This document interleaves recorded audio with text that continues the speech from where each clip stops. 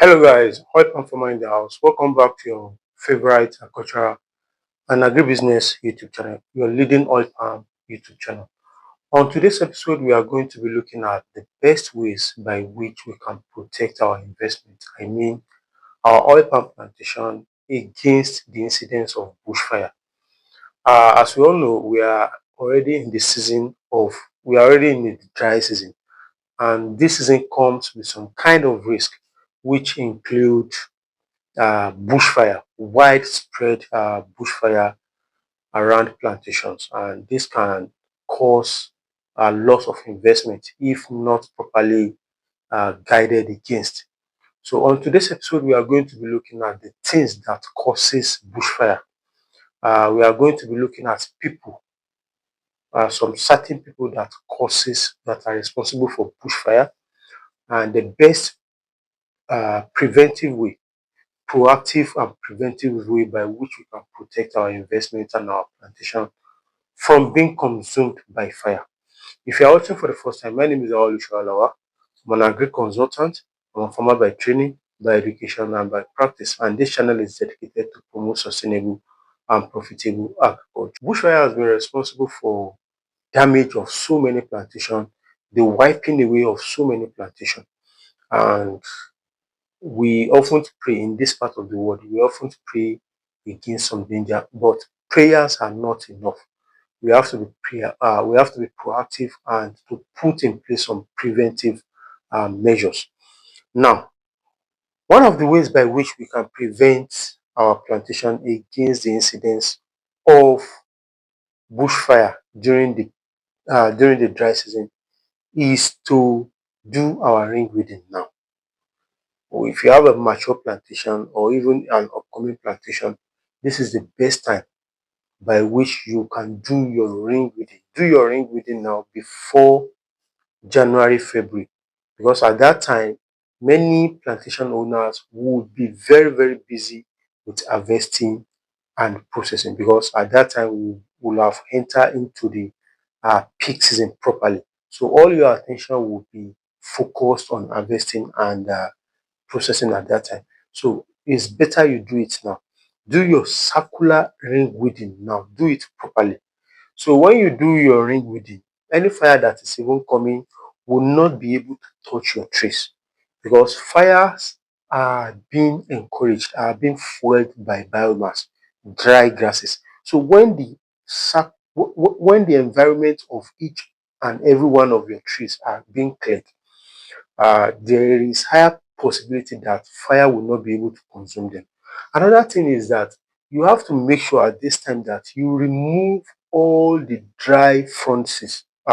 all the dry fronts on your trees. When you remove your dry fronts on your trees, it gives no room for fire to be able to tap and spread easily, particularly on your trees. Do you get it? So remove all the dry fronts now. And the third way by which you can prevent bushfire, which is actually the most important one, is by doing fire tracing for your farm. And this is particularly for people that have big plantations. It might be expensive, but you cannot compare it with the cost, with the pain of losing your plantation to fire. So what you do in fire terracing is by uh, clearing the bushes around your farm. I'm not saying that you should take up the responsibility of clearing bushes like that. So it's just like you create a track. Create a track of about 2 meters, that you create it around your farm. So if the fire is coming from outside, when it reaches that track, because on that track there will not be bushes at all, the fire will have no option than to stop. It can be expensive, but it's very, very effective, particularly for fire that is coming from outside the farm. Now, fire can either be outside the farm, and the one that are usually from outside the farm are usually caused by are usually caused by all these local hunters, and also caused by all these Fulani herdsmen. Now, local hunters set fire on bushes during the dry season by way of going about their hunting, which is very, very bad. In along the line, they end up burning down people's farm, all in the case of they want to kill a rabbit or they want to kill an antelope. So that is number one.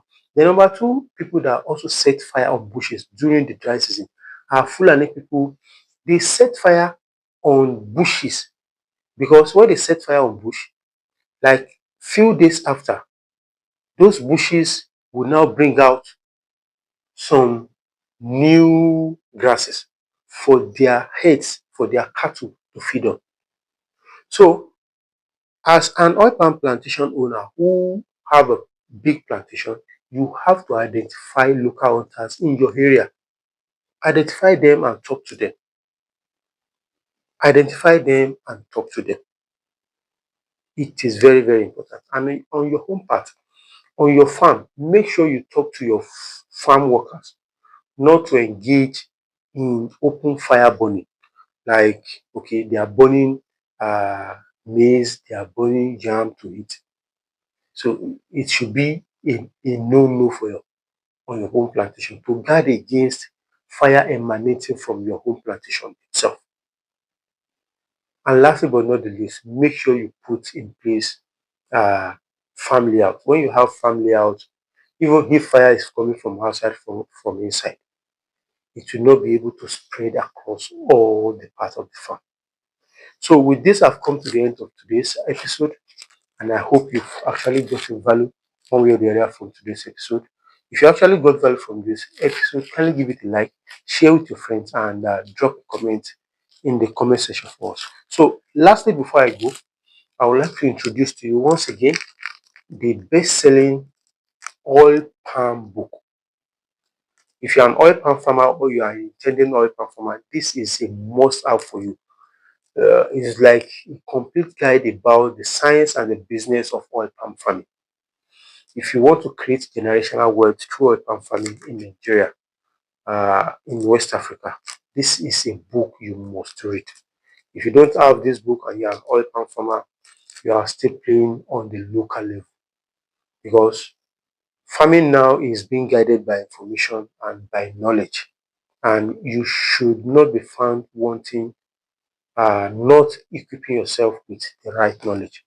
So the book is available on seller. It's also available in bookshops, Roving Night Bookshop in Nigeria. You can also message me on the number showing on your screen to have a copy for yourself. Thank you for your time and see you on the next one. Shishi.